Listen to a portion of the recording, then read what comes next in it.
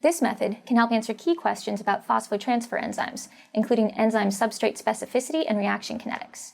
The main advantage of this technique is that it allows for rapid collection of multiple data sets that are very consistent, enabling statistically robust quantification of enzyme activity.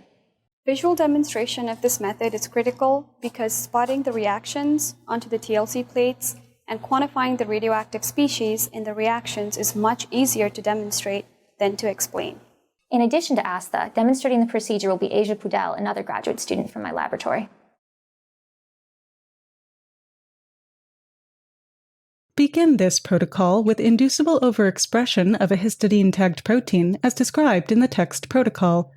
Prepare 1 milliliter of nickel nitriloacetic acid resin in a gravity column to purify the protein. The day before use, equilibrate the column overnight at 4 degrees Celsius with 2 milliliters of equilibration buffer.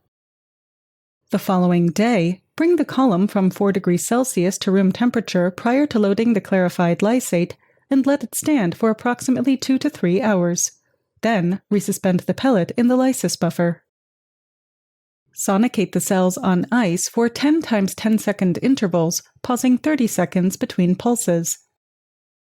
Clarify the lysate by centrifugation at 3080 × G for 30 minutes at 4 degrees Celsius using a microcentrifuge.